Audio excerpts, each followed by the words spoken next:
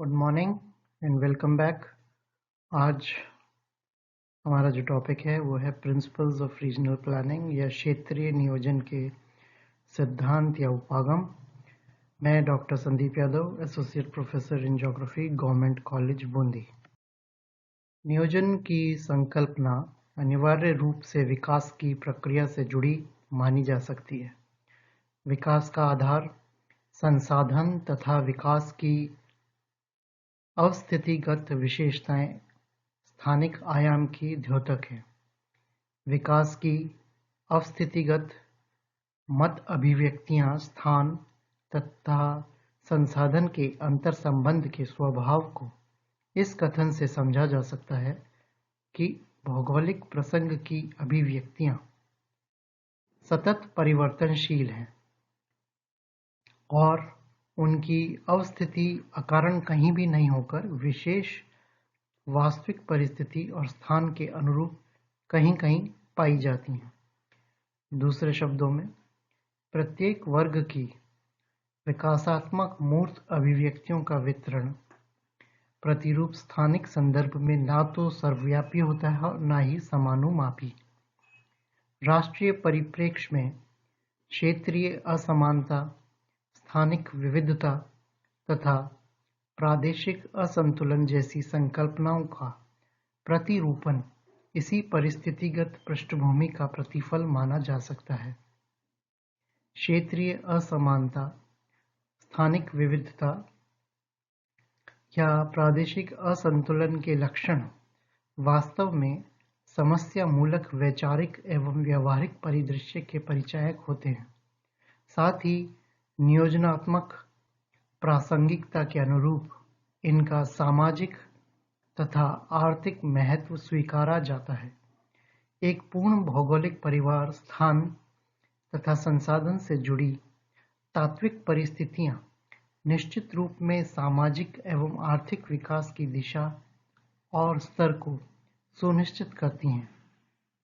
इस प्रकार की तात्विक परिस्थितियों निश्चित रूप से सदैव सर्वदा सकारात्मक भूमिका अदा करने में असफल साबित होती हैं। ये जो हम बात कर रहे हैं, ये सारी बातों से ये मतलब है कि किसी भी क्षेत्र की पृष्ठभूमि को हम टोटलिटी में लेते हैं, उसमें विविधताएं भी देखने को मिलती है और उस विविधताओं की वजह से उसमें असमानताएं हमें मिल सकती हैं कि कोई क्षेत्र संपन्न हो सकता है, कोई क्षेत्र में किसी चीज का अभाव होने की वजह से वो संपन्न नहीं है। तो उसको एक पारिवारिक भौगोलिक परिवार के रूप में उसको लेकर उसका हम जब बात करें, उसके विकास की बात करें, तो वो एक नियोजन की ही कड़ी बनती है। नियोजन एक प्रक्रियात्मक साधन या विधि मानी जा सकती है जो स्थान एवं संसाधन की अंतर संबंधित क्रियाओं से उत्पन्न समस्या मूलक परिदृश्यों में सुधार की योजना बनाता है। वर्तमान नियोजन चूंकि राजनीतिक सामाजिक दर्शन से प्रभावित है, पर किसी भी देश के संदर्भ में ही इसका अध्ययन किया जाता है। विश्व के किसी भी देश में मानवीय एवं प्राकृतिक परिस्थितियों में समरूपता नहीं पाई जाती है। प्राकृतिक आधार और मानव स्वभाव के कारण भी इनमें पर्याप्त विविधता पाई जाती है। दूसरी महत्वपूर्ण बात यह है कि विभिन्न क्षेत्रों में मानव और प्राकृतिक पर्यावरण का एक ऐतिहासिक संबंध विकसित हो गया है, जिसके परिणाम स्वरूप विशिष्ट परंपराएं, समाज आदि क्षेत्र विशेष में विकसित हो जाते हैं। अतः नियोजन की उपयुक्त संकल्पना के अनुसार संपूर्ण देश के लिए एक ही सिद्धांत पर आधारित नियोजन श्रेयस्कर नहीं हो सकता है। वो इसलिए नहीं हो सकता कि कोई क्षेत्र पहले से ही संपन्न होता है तो उसको विकास उसका अपने आप तेजी से हो जाता है, और कोई क्षेत्र ऐसा है कि जो साधन संपन्न होने के बावजूद भी या उसके अभाव में भी अपने आप को विकसित नहीं कर पाता। तो ऐसे क्षेत्रों के लिए हमें नियोजन की दरकार होती है। इसीलिए उसे विभिन्न प्रदेशों में बांटकर ही नियोजन करना समीचीन है। प्रत्येक देश की अपनी विशिष्ट परंपरा, समाज, संसाधन होते हैं। अतः यह कहा जा सकता है कि किसी भी क्षेत्र अथवा देश के प्राकृतिक और मानवीय तत्वों के आधार पर बहुस्तरीय प्रदेशों का निर्माण करके प्रत्येक प्रदेश में मानव कल्याण हेतु उपलब्ध संसाधनों के उपयोग की भविष्योन्मुख योजना की प्रक्रिया ही प्रादेशिक नियोजन है। इसका तात्पर्य यह है कि न्यूनतम प्रादेशिक स्तर से प्रारंभ किया गया नियोजन राष्ट्रीय स्तर तक समन्वयात्मक होना चाहिए, ताकि अलग-अलग प्रदेशों का संतुलित विकास मिलकर समग्र विकास प्रतिरूप के रूप में अस्तित्व में आ सके। इससे एक जैविक इकाई की तरह देश एकीकृत और स्थायी रह सकता है। बिहार का जो रांची वाला जो इलाका है या छोटा नागपुर वाला जो पठारी इलाका है, वो काफ़ी खनिज संसाधनों से संपन्न है। वहाँ से खूब संसाधनों के दोहन के बावजूद भी वो एरिया पूरे क्षेत्र के अंदर एक विकसित टापू के रूप में नजर आया। जो पूरा क्षेत्र तो पिछड़ा था और वो टापू एक विकसित क्षेत्र था। इसीलिए आप देखें कि बिहार जो राज्य है उसका विखंडन करके उससे दो राज्यों का निर्माण किया, झारखंड और बिहार। और झारखंड में अब विकास जो है वो फैलने लगा है। तो नियोजन में हम छोटे छोटे क्षेत्रों में बांटकर अगर विकास करें तो विकास बहुत अच्छे से और तेजी से हो पाता है। इस प्रकार प्रादेशिक नियोजन में भी नियोजन की मूल संकल्पना निहित है। यह माना जाता है कि मात्र सेक्टोरल नियोजन से ही किसी क्षेत्र का संतुलित विकास संभव नहीं है, क्योंकि क्षेत्र में भी कई उपक्षेत्र एवं इकाइयों का तंत्र होता है जिसका अपना अपना व्यक्तित्व हो सकता है। इसलिए नियोजन में प्रादेशिक विधि ही अपनाई जानी चाहिए। आर.पी. मिश्रा, के.वी. सुंदरम और वी.एल.एस. प्रकाश राव के अनुसार नियोजन हेतु प्रादेशिक उपागम निम्नलिखित कारणों से आवश्यक है। मानव निवास और उसके कार्यस्थल के रूप में समष्टि एक यथार्थ है। नियोजन प्रक्रिया में इस समष्टि की उपेक्षा एक वास्तविक तथ्य की उपेक्षा है। त्रियामी रूप में जब हम समष्टि का अवलोकन करते हैं तो यह पर्यावरण का समानार्थी लगता है। इसलिए प्रादेशिक नियोजन में पर्यावरण नियोजन भी स्वतः सम्मिलित माना जाता है। सभी मानवीय क्रियाओं का आधार क्षेत्र ही है। इसी क्षेत्र के संदर्भ में प्रादेशिक नियोजन सभी मानवीय क्रियाओं को एकीकृत करता है। इसलिए खंडीय नियोजन को प्रादेशिक संरचना में लागू करना और आसान है। सभी प्रकार के संसाधनों के वितरण में क्षेत्रीय गुण है। इसलिए नियोजन की उपयोगिता प्रादेशिक नियोजन में ही है। कुल मिला के बात यह है कि जब भी हम नियोजन करते हैं तो नियोजन किसी एक स्थान का नहीं लेते। हम नियोजन जब का बात करते हैं तो क्षेत्र विशेष का नियोजन करते हैं और उसकी सभी जो क्रियाएं हैं उन सबको लेकर हम नियोजन की बात करते हैं, ताकि समग्र विकास उसमें हो सके। ऐसा नहीं है कि एक पर्टिकुलर आयाम के अंदर हम विकास देखें और बाकी की चीजें पिछड़ी रह जाएं। इसलिए क्षेत्रीय नियोजन की बात करें तो हम क्षेत्र विशेष के संदर्भ में सभी मानवीय क्रियाएं उसमें जो सम्मिलित हैं उन सबको साथ लेकर उनके लिए योजना बनाएं, वही प्रादेशिक नियोजन है। मानवीय क्रियाएं और प्राकृतिक संसाधनों का किसी भी विकास स्तर पर अनियमित वितरण मिलता है। यह वितरण प्रतिरूप भी मानवीय क्रियाओं के स्थानिक संरचना का कारण और परिणाम दोनों है। अनियमित वितरण के दुष्परिणामों को दूर करने हेतु नियोजन का प्रादेशिक उपागम ही अधिक उपयुक्त है। इस प्रकार नियोजन में प्रादेशिक नियोजन का उपागम ही सर्वश्रेष्ठ है। यह प्रादेशिक नियोजन बहुस्तरीय प्रदेशों के संदर्भ में अधिक उपयुक्त है, क्योंकि कोई भी एक देश मानव और प्राकृतिक संसाधनों के विविधतापूर्ण वितरण से भरा रहता है, जैसे भारत, और प्राकृतिक संसाधनों के आधार पर ही मानवीय कार्यों का वितरण प्रभावित होता है। इसीलिए देश को विभिन्न स्तरीय प्रदेशों में बांटकर नियोजन करना श्रेयस्कर है। विश्व में मानवीय क्रियाओं के वितरण और विकास का भौगोलिक विश्लेषण किया जाए तो यह स्पष्ट दिखाई देता है कि प्राथमिक कार्यों का वितरण प्राय क्षेत्रीय रहता है। कालांतर में मानवीय आवश्यकता और अवस्थापना तत्वों के वितरण के साथ ही दूसरे और तीसरे कार्यों का विकास केंद्रित रूप से होता है। ये अवस्थितिगत रूप से भूवैन्यासिक तंत्र का गठन करते हैं, जिसमें विभिन्न पदानुक्रमिक वर्ग के नगरों, महानगरों में मानवीय क्रियाओं का भी केंद्रीकरण होने लगता है। इससे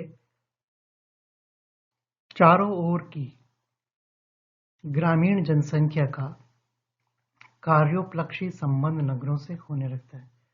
आप जानते हैं कि ग्रामीण क्षेत्र के जो लोग हैं वो कार्य के संबंध में ही नगरों की तरफ आकर्षित होते हैं, चाहे वो कार्य उनका दूध बेचने से हो, चाहे वो सब्जी बेचने से हो, या कोई अन्य चीज से हो, या इसके विपरीत वहां से कोई सामान लाने का हो, तो वो कोई ना कोई कार्य उसके पीछे छुपा हुआ होता है जिससे वो नगरों से जुड़े रहते हैं।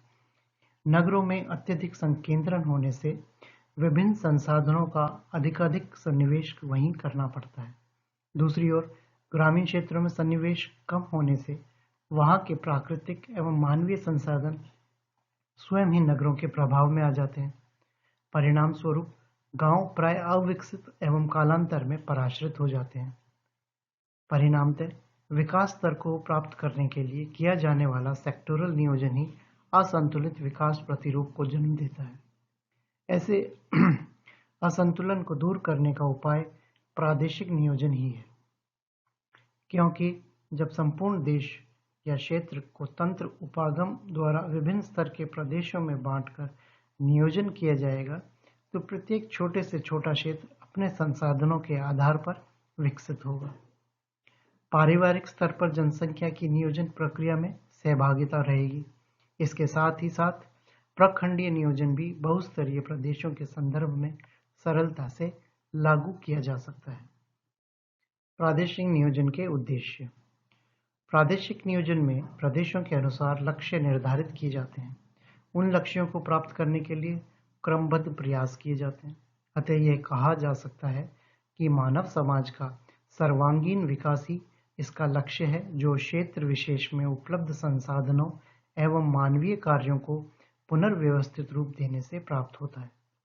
इस तरह प्रादेशिक नियोजन क्षेत्र विशेष के पर्यावरण के संदर्भ में शाश्वत विकास एवं उसमें समान वितरण की भावना लाने का प्रयास करता है। प्रादेशिक विकास में असमानता को दूर करना इसका एक प्रमुख उद्देश्य है। इस असमानता को दूर करने हेतु इसकी विभिन्न प्रक्रियाओं में ऊर्ध्वाधर एवं क्षैतिज समन्वय आवश्यक है, क्योंकि इसी से स्थानीय स्तर पर भी जनसंख्या की सहभागिता सुनिश्चित होती है। ऊर्ध्वाधर से मतलब है आप समाज के ऊंचे तबके से लेकर निचले तबके तक को उसमें सम्मिलित करें, उनके विकास की बात करें। और क्षैतिज ये है कि आप जो भी क्षेत्रीय विस्तार उसका है, उस क्षेत्रीय विस्तार को पूरे को एक टोटलिटी में, एक संपूर्णता के अंदर उसको सम्मिलित करें, तो क्षेत्र का विस्तार हो। ऐसा नहीं कि आप सीबीडी वाला जो एरिया है, उसका केंद्र है नगर का या जगह का, उसको तो आप सम्मिलित कर लेते हैं और उसके जो उपांत के जो क्षेत्र हैं, उसके किनारे के जो क्षेत्र हैं, उनको हम नज़रअंदाज कर दें तो वो पिछड़े रह जाएंगे और आपका क्षेत्र जो संपूर्ण विकास करना चाहिए वो नहीं हो पाता। इसके अंतर्गत क्षेत्र विशेष की पारिस्थितिक, सामाजिक, आर्थिक और राजनीतिक स्थितियों के अनुसार इसके कई उद्देश्य एक दूसरे के परिपूरक या अंतर संबंधित हैं। ये निम्नलिखित हैं। प्रदेश विशेष के उपलब्ध संसाधनों का सम्यक उपयोग, मतलब सही तरीके से उसका उपयोग करना। प्रादेशिक आर्थिक संश्लिष्टि का निर्माण, मतलब एक प्रदेश के अंदर सारी अर्थव्यवस्था जो है उसको एक संयुक्त रूप से उसका निर्माण करना। विभिन्न आर्थिक प्रखंडों एवं अंतर प्रादेशिक स्तर पर समन्वय। विभिन्न आर्थिक जो क्रियाएं हैं उनको हम ब्लॉक्स के रूप में बांटते हुए सभी का एक दूसरे से संबंध स्थापित करते हुए उसमें समन्वय किया, उनके बीच में संबंध स्थापित करना। भूवैन्यासिक संगठन की प्रक्रियात्मक गहनता में वृद्धि। धरातल के ऊपर जो विन्यास देखने को मिल रहा है उस संगठन के सही तरीके से उसकी प्रक्रिया में संबंध स्थापित हो, उसके में सही रूपता देखने को मिले। प्राकृतिक पर्यावरण का संरक्षण। विभिन्न क्षेत्रों में समन्वित विकास द्वारा प्रादेशिक एवं राष्ट्रीय अर्थव्यवस्था को सुदृढ़ करना, ये सबसे महत्वपूर्ण है। विकास प्रक्रिया में सभी सदस्यों की सहभागिता द्वारा सामाजिक न्याय की भावना में वृद्धि करना, क्षेत्रीय आधार पर भौतिक आवश्यकताओं की पूर्ति के रूप में क्षेत्रीय आत्मनिर्भरता में वृद्धि करना। उपर्युक्त उद्देश्यों के विश्लेषण से ज्ञात होता है कि प्रादेशिक नियोजन किसी प्रदेश विशेष के विकास का एकांगी प्रयास नहीं है। नियोजन उस क्षेत्र विशेष की जनसंख्या के अनुसार अपेक्षित विकास स्तर को लाकर मूलभूत आवश्यकताओं को स्थानीय स्तर पर ही पूरा करने का प्रयास करता है। एक तरह से संपूर्ण सामाजिक आर्थिक प्रत्यावर्तन इसके द्वारा संभव होता है। इसीलिए भारतीय संदर्भ में बहुस्तरीय प्रदेशों का प्रादेशिक नियोजन स्थानीय प्राथमिकताओं को तय करता है। तदुपरांत विकास प्रतिरूप का लक्ष्य निर्धारित करता है, क्योंकि क्षेत्र विशेष की प्राकृतिक स्थिति और सामाजिक राजनीतिक परंपराओं के अनुसार लोगों की आवश्यकताएं अलग अलग होती हैं। इन आवश्यकताओं के आधार पर ही प्राथमिकता के क्षेत्रों का चयन करके विकास स्तर प्राप्त करने का प्रयास इसका लक्ष्य होता है। इनके अतिरिक्त विभिन्न प्रदेशों हेतु कुछ सामान्य लक्ष्यों के अनुसार भी विकास प्रक्रिया को सुनिश्चित करना इसका उद्देश्य है। प्राथमिकताओं के आधार पर ही विभिन्न देशों के प्रादेशिक नियोजन के उद्देश्यों में अंतर होता है। पश्चिमी विकसित देशों में मूलभूत आवश्यकताओं की संकल्पना भारत की तुलना में अलग है, इसलिए वहाँ की प्राथमिकताएं दूसरी हो सकती हैं।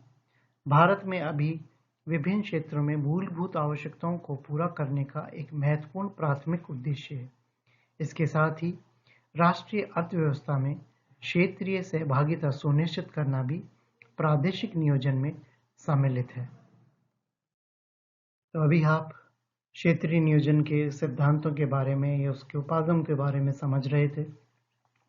ये हमारी 5वीं इकाई का अंतिम टॉपिक था। उम्मीद है ये नगरीय भूगोल जो आप पढ़ रहे थे ये आपके लिए एक रोचक विषय के रूप में उभरा होगा। अब हम जो